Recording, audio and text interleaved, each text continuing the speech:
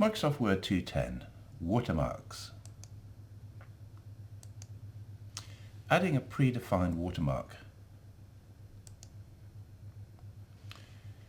If you want to watermark this document, we just simply go to Page Layout, and you'll notice within the Page Background section there's a watermark icon. If we click on this, there's various predefined watermarks that we can apply. So for instance, this one says confidential and it's 45 degrees. This one says, well, it's confidential but it's straight across as opposed to being an angle. This one says do not copy, another version of do not copy. Then there's two versions of draft here, and there's another one that says sample there. So if I click on this one that says, draft.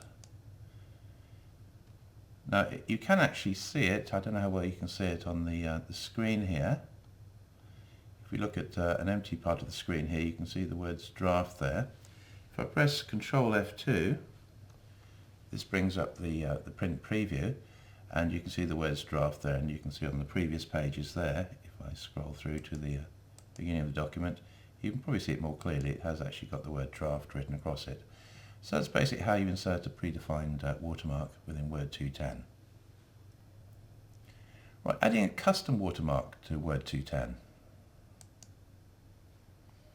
Here we've got our document.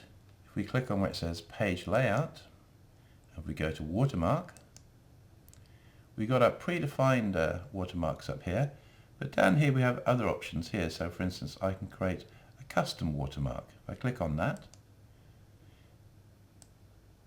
you can see basically there's two types. There's a picture watermark or a text watermark.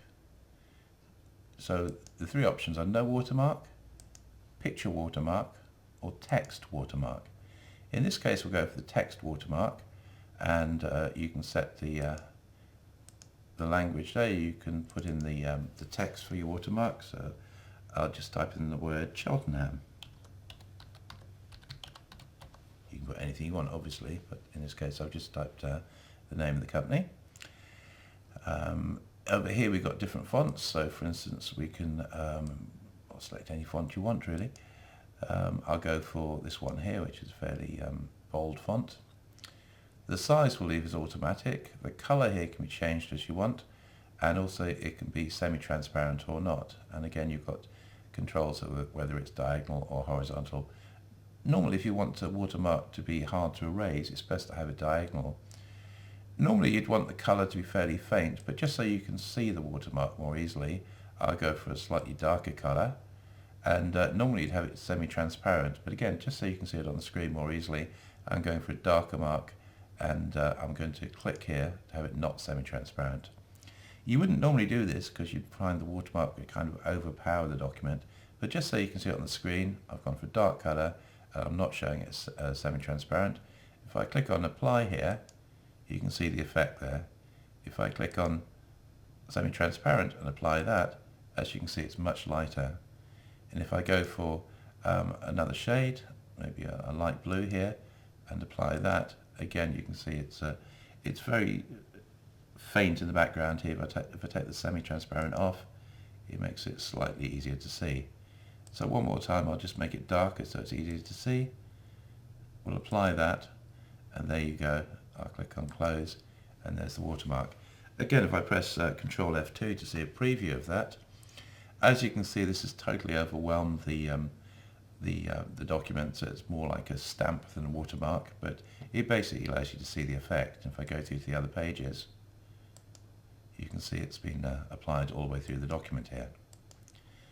So that's basically how you apply a watermark. Now, removing a watermark. Here we've got a document, and as you can see, it's got a sample all the way through it. If I look at this by pressing Control F2 in print preview mode, as we go through the document, as you can see, there's our watermark all the way through. Press Escape to come out of that and go back to where we were. In order to control the watermark, if I go to Page Layout, click on where it says Watermark, we've got various options here.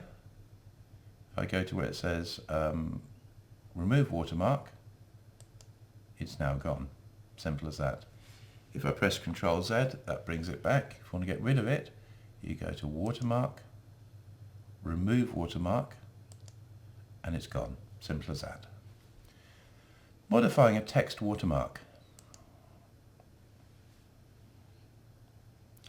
Here we've got a diagram, or a document rather, with a very faint watermark in the background. If I press Ctrl F2, you can see that in print preview mode over here, and you can just about see it there displayed at a 45-degree angle.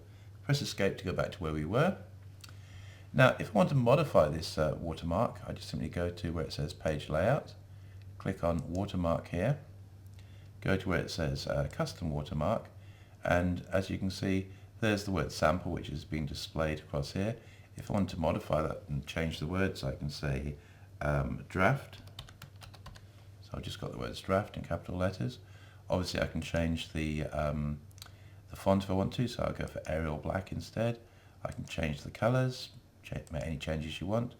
You can determine whether you want it to be semi-transparent or not, and then you can apply those changes by clicking on here. And as you can see, the word draft is now displayed. If I close that, press Ctrl F2 again, we can see it in print preview mode. It's easier to see. As you see, we've now modified the watermark. Applying a picture watermark. To apply a picture watermark, click on Page Layout, click on where it says Watermark. As we've seen, you can have these predefined watermarks up here. If you want to create a custom watermark, we just click on where it says Custom Watermark. And basically you've got these two options here. You've got the picture watermark, or you've got text watermark. In this case we'll go for a picture watermark. So the first thing we have to do is select a picture. So I'll select a picture. So I have to navigate to the relevant directory to find a picture. I'm going to use this picture here, which is a company logo called Cheltenham. I'll click on the Insert button down here and we'll apply that. Now at the moment you can hardly see it because we've got washed out apply, so we'll untick that and apply it again, and as you can see it's now been applied. Normally you'd have wash out applied because that would give you a proper watermark in the background. Just purely so you can see it more easily on the screen here, I'll take that off, apply that and close this, and as you scroll down, as you can see that's been applied. If we press Ctrl F2, we can see it more clearly on the print preview here. As we scroll through, as you can see, it's on every page within the document. So that's basically how you apply a picture as a watermark.